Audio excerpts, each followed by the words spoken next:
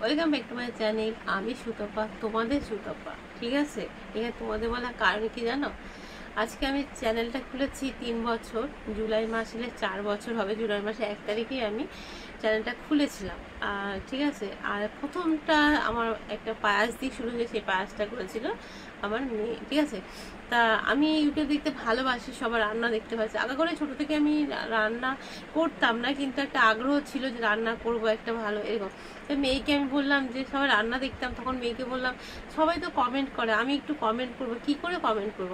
তাহলে বলছে তোমাদের চ্যানেল খুলতে হবে। আমি তার চ্যানেল খুললে আমি কিরকম রান্না করতে পারবো? বলছে হ্যাঁ, কেন পারবে না, অবশ্যই পারবে। তা দেখো, চ্যানেলটাতে খুললাম, খুলে এবার তখন চুপি চুপি ভিডিও করতাম। ঠিক আছে, তখন ভাবতাম কে শুনলে কি বলবে, কি ভাববে, বাবা থাক কাউকে বলবো না, এরকম একটা ব্যাপার ছিল। তা এরকম কি বলতো, আমি যখন ভিডিও তুলতাম, রান্নার ভিডিও, ফোনে যখন ফ্ল্যাশটা জ্বলতো, অনেকেই আমার আশেপাশে বলতো যে আমি যেহেতু ভাড়া থাকি, আর এখানে 17 বছর আমি ভাড়া আছি, এখান থেকে আমি শুরু করেছি। তা বলছে তোমার রান্না করতে করতে আবার কি ফোন নিয়ে কি করে, ফোনে কেন লাইট জ্বলো? তা কিছু বলতাম না, কেন তো ভাবতাম কি বলবে, জানোই তো একটা ব্যাপার। তা সত্যি কথা বলতে এতদিন অতটা মন দিয়ে কাজ করিনি। তারপরে সামনের বছর আগস্ট মাসে আমি 3 তারিখে দীঘা গেছিলাম, সেদিকে আমার 1K কমপ্লিট হয়। তা আমি এটাই ভেবেছিলাম যে 1K সাবস্ক্রাইব লাগলে হয়তো সবকিছু সমস্যার সমাধান হয়ে যায়, কিন্তু না, যখন জানতে পারলাম তখন কারো লাইভেও যেতাম না, জানো তো। তা আগে আগে যখন, তারপরে সব লাইভে যেতাম, অনেকের কাছে গেছি। ঠিক আছে, সবাই কাছে গিয়ে সাবস্ক্রাইব হয়েছে, অনেকেই আছে, কার কথা বলবো কার কথা বলবো না। তাই সব ভাই আছে, দিদি ভাই আছে, হ্যাঁ সবাই আছে, সবার কাছে যেতাম, গল্প করতাম, ভালো লাগতো, গিয়ে সাবস্ক্রাইবও হয়েছে সে। তাই খুব ভালো লাগতো। তারপরে যখন জানলাম যে ওয়াচ টাইম করতে হবে 4000, তখন ওয়াইটি স্টুডিও দেখতাম।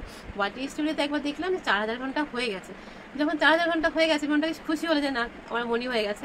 এবার যখন ওটাতে কিছু হচ্ছে না, যে কিরকম ব্যাপারটা, অ্যাপ্লাই নাও তো আসছে না, তখন শুনলাম যে না, আমার 4000 ঘন্টা হয়নি। তখন যেন কত হয়েছে, 2000 কত হয়েছিল। যাই হোক, আর আমি তো মঙ্গলবার বুধবার নাইট করতাম, আর প্রতিদিনই দুপুরবেলা 12টার সময় এলবি করি। তো আমার তখন মনটা ভেঙে গেছিলো, জানো তো, যে আমার দ্বারা আর হবে না, কেননা এখনো 2000 মানে বহুত অনেকটা।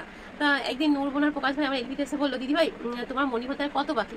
তখন নূরবোনকে আর প্রকাশ ভাইকে বললাম, দেখো আমার এখনো অনেক বাকি। ঠিক আছে, তখন আমার বাকি ছিল 600। আমি এই 600 করতে করতে আমার অনেকটা সময় লাগবে, আর আমার মনে হয় এটাই ছিল, আমার দ্বারা আর মনি হবে না। ঠিক আছে, যেহেতু 3 বছর হয়ে 4 বছরে পড়ে যাবে, অনেকটাই টাইম হয়ে যাবে। তখন আমাকে নূরবোন আর প্রকাশ ভাই আমার সাথে অনেকদিন থেকেই ছিল, অনেকদিন থেকে। ঠিক আছে, তারপরে আশিস ভাই এসে আমার হাতটা ধরলো, হ্যাঁ, দিয়ে সবাই মিলে আমাকে বলে, কেন হবে না সুতপা দিদি ভাই, আমরা তোমার পাশে আছি, জানো তো। আর সত্যি কথা বলতে আমার ভাইগুলো বোনগুলো তো ভালো না, তাদের কাছে দিদি বলে না ডাক্তার শুনে খুব ভালো লাগে, জানো তো।